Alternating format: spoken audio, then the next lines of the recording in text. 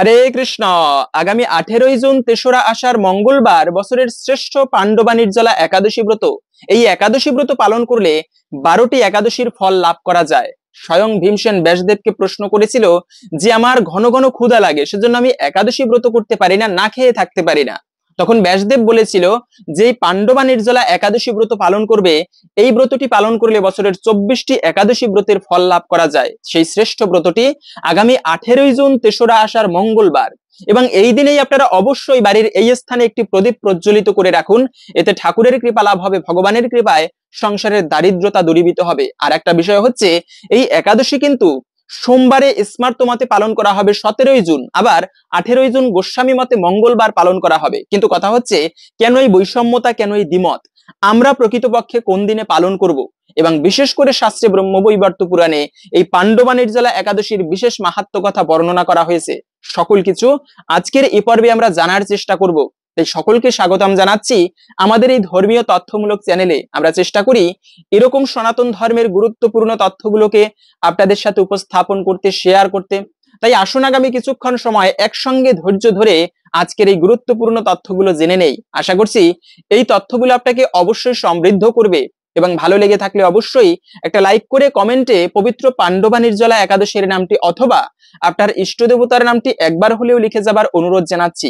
প্রথমত বলে দিচ্ছি যে দ্বিমত, সেটা হচ্ছে স্মার্ত মতে 17 জুন সোমবারে পালন করা হবে, আবার গোস্বামী মতে 18ই জুন মঙ্গলবার কেন পালন করা হবে। দেখেন প্রকৃত মত কোনটা, তাহলে আমরা কোনটা পালন করব? প্রকৃত গোস্বামী মতে আমাদের মনে রাখবে, আমরা সাধারণত গোস্বামী মতকে অনেকে বেশি প্রাধান্য দিয়ে থাকি।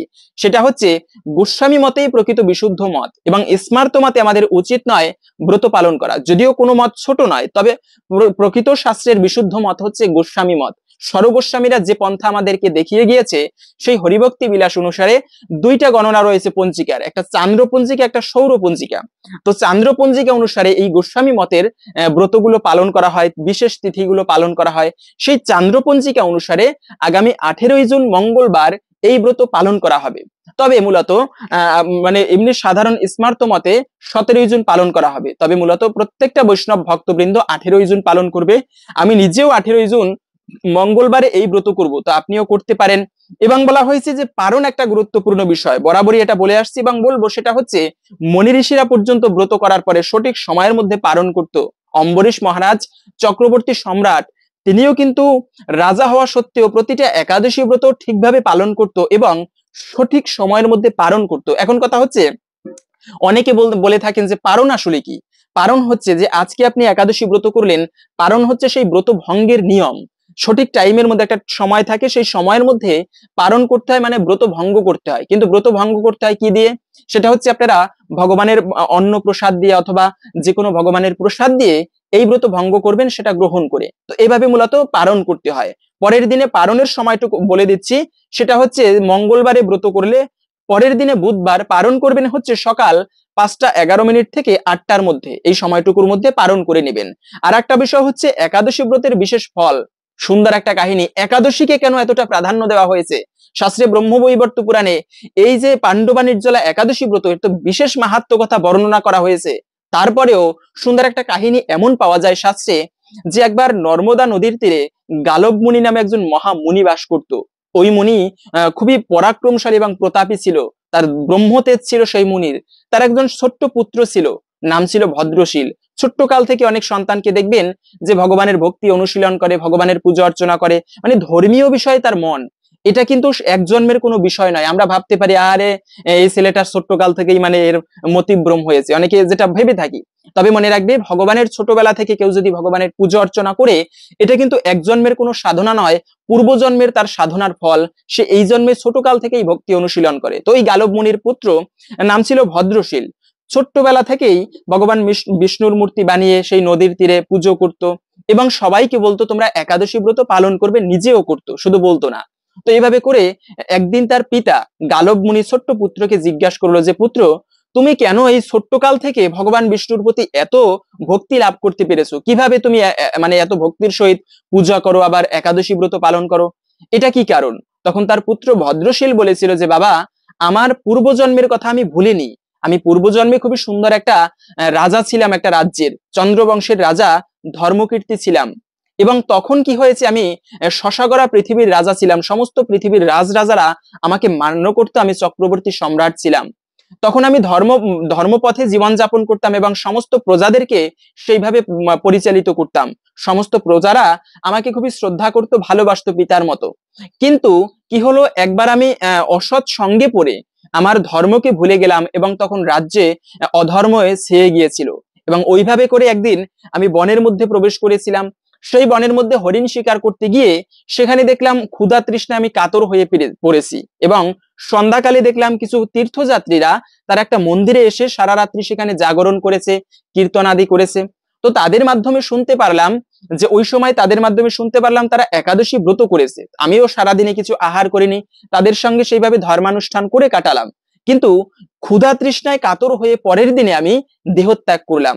এরপরে সারা জীবন আমি ঘোর পাপ করেছিলাম। সেই অসৎ সঙ্গে পড়ে রাজ্যকে রসাতলে, মানে রাজ্যের সমস্ত প্রজারা পাপ কর্ম করেছে।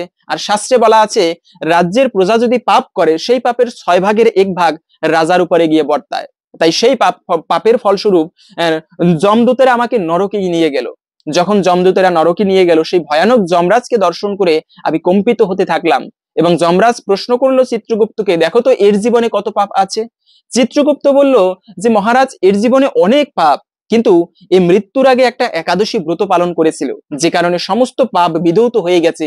এটা শোনা মাত্র যমরাজ সাষ্টাঙ্গে সেই রাজার আত্মাকে, সেই ধর্মকীর্তিকে প্রণাম করলো এবং প্রণাম করে পূজা অর্চনা করে ঠিক যেভাবে ভগবানের ভক্তদেরকে সম্মান করা হয় সেইভাবে সম্মান আদি করলো। এবং যমদূতদেরকে ডাক দিয়ে বলে দিল যে আজ থেকে তোমরা শুনে রাখো, যে স্থানে এই ভগবানের ভক্ত থাকবে, যে স্থানে একাদশী ব্রত পালনকারী থাকবে, তাদেরকে তোমরা যমলোকে আর কখনো নিয়ে আসবে না। তাদেরকে শিক্ষা দেবার অধিকার আমার নেই। যমরাজ নিজে বলেছেন, যারা একাদশী ব্রত পালন করবে, ভগবানের ভক্তি অনুশীলন করবে, এই সমস্ত ব্যক্তিদেরকে আমরা যমলোকে আনতে পারি না, কেননা এদেরকে শিক্ষা দেওয়ার অধিকার আমার নেই। এদেরকে ভগবান পুরস্কৃত করবে, যদি শিক্ষা দেয় তাও ভগবান দিবে, পুরস্কৃত করলেও ভগবান দিবে। এজন্য মূলত যারা বৈষ্ণব হয় তারা কিন্তু কখনো নরকে যায় না। তারা যদি ভুল করেও থাকে, সেটা ভগবান তাদেরকে শিক্ষা দেয়, ভগবান তার ধামে তাদেরকে নিয়ে যায়। তো এরপরে কি হলো, সেই ধর্মকীর্তিকে তখন সেই পাপময় দেহ ত্যাগ করিয়ে দিব্য দেহ দিয়ে একেবারে স্বর্গলোক ভ্রমণ করিয়ে স্বয়ং যমরাজ তিনি দিব্যলোকে পাঠিয়ে দিয়েছিলেন। তো সেই ধর্মকীর্তি তখন তার বাবাকে, মানে ভদ্রশীল রূপে ছোট্ট বাচ্চা তার বাবাকে গালব মুনিকে বলতে লাগলো যে পিতা, এইভাবে আমি আগের জন্মে সেই দিব্যলোক থেকে মানে অনেক দিন সেই দিব্যলোকে বাস করে পরে ইন্দ্রলোকে আসলাম। ইন্দ্রলোকে অনেক দিন স্বর্গসুখ ভোগ করে এই পৃথিবীতে তোমার মতো মহান কুলে জন্মগ্রহণ করতে পেরেছি, এটা আমার জীবন ধন্য। এবং আমি এই জন্মেই চাই ভগবানের কাছে ফিরে যেতে বৈকুণ্ঠ লোকে, যেখানে গেলে আর এই জগতে আসতে হয় না। তো এই জন্য মূলত ঘোর পাপিষ্টও যদি হয়, কিন্তু যদি ভগবানের ভক্তি অনুশীলন করে, স্বল্পমপিয়স্য ধর্মস্য ত্রায়তি মহতো ভয়াৎ, স্বল্প মাত্র যদি কোনো ব্যক্তি ধর্মানুষ্ঠান করে মহান ভয় থেকে পরিত্রাণ করে। এটা আমার কোনো কথা নয়, শ্রীমদ্ ভগবদ গীতায় ভগবান শ্রীকৃষ্ণ নিজে বলেছেন। তাই যাই হোক, সেটা ভিন্ন কথা। তবে একাদশী ব্রত পালন করার বিশেষ এই মাহাত্ম্য কথা শাস্ত্রে আরো অনেক কাহিনী রয়েছে। তবে মূলত প্রত্যেককে বলবো, আপনারা কিছু করতে পারেন বা না পারেন, কষ্ট করে জীবনে অন্তত পক্ষে এই একাদশী ব্রতগুলো আমরা সকলে মিলে পালন করি। এবং একটা বিষয় হচ্ছে যে একাদশীর আগের দিন অনেকে এরকম প্রশ্ন করে থাকে যে আমাদের অনেক সনাতন ধর্মাবলম্বীরা দূর দেশে থাকে, বিদেশে অর্থ জীবিকা নির্বাহের ক্ষেত্রে বা কাজে থাকে, সেক্ষেত্রে এরকম প্রশ্ন করে যে একাদশীর আগের দিনে তো সংযম করতে হয়, মানে নিরামিষ খাবার খেতে হয়, তখন মিথ্যা কথা বলা উচিত না, স্ত্রী সঙ্গ করা উচিত না। তো আগের দিনে যদি সংযম করতে না পারি, মানে মাছ মাংস খেয়ে ফেলি, তাহলে কি এই ব্রত করা যাবে কিনা? হ্যাঁ, অবশ্যই ব্রত করা যাবে। দেখেন, অনেক সময় পরিবেশে হয় না, সেটা ভিন্ন কথা। আমি যদি ব্রত করি, ভগবান দেখবে আমি পরিবেশের কারণে পারিনি, তবে অবশ্যই ব্রত করতে পারবেন। উচিত আমাদের আগের দিনে সংযম পালন করা। যদি নাও করতে পারেন সংযম, তারপরে অবশ্যই আপনারা পরের দিনে ব্রত করবেন, কেননা পরিবেশ অনুযায়ী হচ্ছে না, সেক্ষেত্রে যেভাবে পারেন, যতটুকু পারেন সেইভাবে করবেন।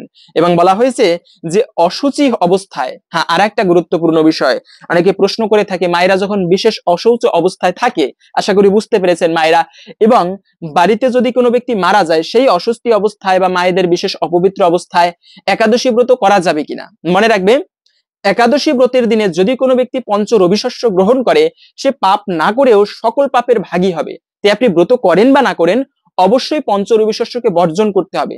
সেক্ষেত্রে হচ্ছে অশুচি হলেও শুচি হলেও প্রত্যেকের উচিত এই ব্রত পালন করা। অশৌচেও কখনো ব্রত ত্যাগ করা উচিত নয়। এটা আমার কোনো কথা না। এই যে এই পাণ্ডব নির্জলা একাদশী ব্রত মাহাত্ম্য কথা একটু পরে আমরা শ্রবণ করব, তখনই আপনি বুঝতে পারবেন। স্বয়ং ব্যাসদেব ভীমসেনকে বলেছেন, দেখো অশৌচ হলেও কখনোই একাদশী ব্রত পরিত্যাগ করবে না, এবং যে কেউ এই ব্রত পালন করতে পারবে, এর জন্য কোনো বাধ্যবাধকতা নেই। এবং বলা হয়েছে যে অনেকে এরকম প্রশ্ন করে থাকেন যে তাহলে এই একটি ব্রত পালন করলে যদি বছরের সমস্ত একাদশীর ফল লাভ করা যায়, তাহলে আমি কেবলমাত্র এই একটি একাদশী পালন করব, আর কোনো একাদশী করব না। না, এরকমটা উচিত নয় আমাদের করা। আমাদের প্রতিটা একাদশী ব্রত পালন করা উচিত। তবে শাস্ত্রে বিশেষ করে এই একাদশী ব্রতের, পাণ্ডবা নির্জলা একাদশী ব্রতের শ্রেষ্ঠ মাহাত্ম্য বর্ণনা করা হয়েছে। সকল ব্রত থেকে এই ব্রতটা সর্বশ্রেষ্ঠ, সমস্ত ব্রতের ফল লাভ করা যায়। এবং বলা হয়েছে এই দিনে অবশ্যই আপনারা, এটি পবিত্রতম এবং খুবই শুভ দিন, এই গুরুত্বপূর্ণ দিনে আপনারা মিথ্যা কথা বলবেন না। যে ব্যক্তি মিথ্যা কথা বলে, বলা হয়েছে সত্যের উপরে ধর্ম নেই, মিথ্যার উপরে কোনো অধর্ম নেই। স্বয়ং যুধিষ্ঠির মহারাজ, যাকে আমরা ধর্মপুত্র বলে জানি, সেই যুধিষ্ঠির মহারাজ কখনো মিথ্যা কথা বলেনি। শুধুমাত্র মিথ্যা বলেনি, তার অভিপ্রায় ছিল গুরুদেবকে একটুকু মিথ্যা বোঝানোর জন্য। বলেনি কিন্তু মিথ্যা, বলেছিল কি অশ্বত্থামা হত ইতি গজ। তার রথ এত বড় সত্যবাদী ছিল, তার রথ কখনো মাটিতে স্পর্শ করেনি রথ, কিন্তু যখন এই কথা বলেছে সাথে সাথে সেই রথ মাটি স্পর্শ করেছিল কিন্তু। তাই বলার উদ্দেশ্য হচ্ছে আমাদের যতটা সম্ভব মিথ্যাকে এড়িয়ে চলা উচিত, সত্যকে ধারণ করা উচিত। কলিযুগে সত্য নেই বললেই চলে। অন্তত পক্ষে এই একাদশীর দিনে আমরা কোনো বাজে কথা বলবো না, চেষ্টা করব একটা মিথ্যা কথাও না বলতে, অন্তত পক্ষে শুভ দিনে। এই এই এই ব্রতটা একবার করুন। শুধুমাত্র ব্রত কি না খেয়ে থাকাই ব্রত? না, অনেক প্রকার ব্রত হয়। অনেকে ব্রত করে জীবনে আমি কৃষ্ণ কথা ছাড়া অন্য কোনো কথাই বলবো না, বাজে কথা। অনেকে যে আমি সারা জীবন কোনো মিথ্যা কথা বলবো না, এরকম বিভিন্ন প্রকার ব্রত হয়। তো আপনি এই দিনে অন্তত পক্ষে মিথ্যা কথাকে আমাদের বর্জন করা উচিত। আর একটা বিষয় হচ্ছে না জেনে কাউকে দোষারোপ করবো না, এটা কখনো করা উচিত নয়। সেটা হোক একাদশীর দিন, হোক যে কোনো সময়। না জেনে কখনো কাউকে আমরা হুট করে একটা ব্যক্তিকে দোষারোপ করি অপর একজনের কথা শুনেই, কিন্তু সেটা বিচার বিশ্লেষণ না করে, নিরীক্ষণ না করে কখনো কাউকে দোষারোপ করা উচিত নয়। এই যে গঙ্গা দেবীর মর্তে আগমনের একটা কাহিনী আছে, সেই গঙ্গাদের 60,000 পুত্র সগর রাজের, তারা কপিল মুনিকে দোষারোপ করেছিল যে কপিল মুনি গাভী চুরি করে এনেছে। আসলে কপিল মুনি নেয়নি চুরি করে, কিন্তু কপিল মুনিকে এভাবে তারা দোষারোপ করেছিল, যে কারণে কপিল মুনি রুষ্ট হয়ে তাদেরকে ভস্ম করে দিয়েছিল। তাই না জানে কখনো কাউকে দোষারোপ করা উচিত নয়, কারো নামে অপবাদ দেওয়া উচিত নয়। এবং সবশেষে হচ্ছে আর একটা বিষয়, যে অবশ্যই আমরা ভিডিওর মূল প্রসঙ্গটি বলে দিচ্ছি, একটি প্রদীপ এই স্থানে প্রজ্বলিত করে রাখবেন। তার পূর্বে হচ্ছে আপনি এই দিনে অবশ্যই ব্রত করবেন।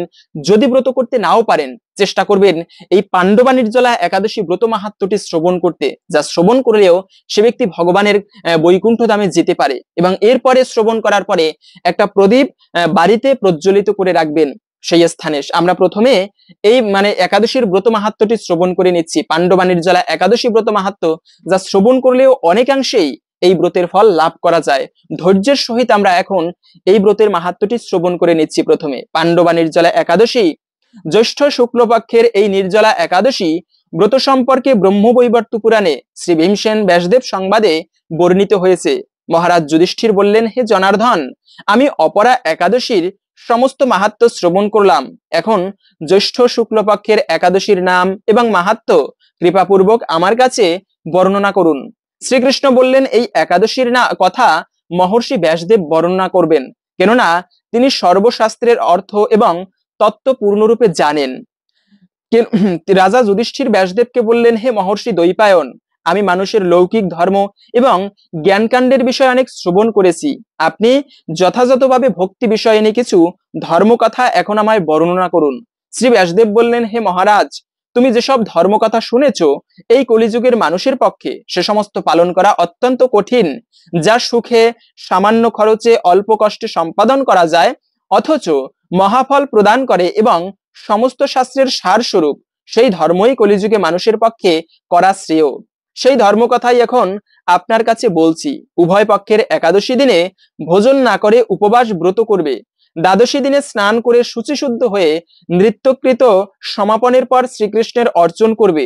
এরপর ব্রাহ্মণদেরকে প্রসাদ ভোজন করাবে। অশৌচাদিতেও এই ব্রত কখনো ত্যাগ করবে না। যে সকল ব্যক্তি স্বর্গে যেতে চায় তাদের সারা জীবন এই ব্রত পালন করা উচিত। পাপকর্মে রত ও ধর্মহীন ব্যক্তিরাও যদি এই একাদশীর দিনে ভোজন না করে তবে তারা যমযাতনা থেকে রক্ষা পায়। শ্রী ব্যাসদেবের এসব কথা শুনে গদাধর ভীমসেন অসত্য পাতার মতো কাঁপতে কাঁপতে বলতে লাগলেন, হে মহাবুদ্ধি পিতামহ, মাতা কুন্তী, দ্রৌপদী, ভ্রাতা যুধিষ্ঠির, অর্জুন, নকুল ও সহদেব এরা কেউই একাদশীর দিনে ভোজন করে না। আমাকেও অন্ন গ্রহণ করতে নিষেধ করে, কিন্তু দুঃখ সহ ক্ষুধা যন্ত্রণার জন্য আমি উপবাস করতে পারি না। শ্রী ভীমসেনের এরকম কথায় ব্যাসদেব বলতে লাগলেন, যদি স্বর্গাদি দিব্যধাম লাভ করতে তোমার একান্ত ইচ্ছা থাকে তবে উভয় পক্ষের একাদশীতে ভোজন করবে না। তদুত্তরে ভীমসেন বললেন, আমার নিবেদন এই যে উপবাস তো দূরের কথা, দিনে একবার ভোজন করে থাকাও আমার পক্ষে অসম্ভব, কারণ আমার উদরে বৃক নামক অগ্নি রয়েছে। ভোজন না করলে কিছুতেই সে শান্ত হয় না, তাই প্রতিটি একাদশী পালনে আমি একেবারেই অপারগ।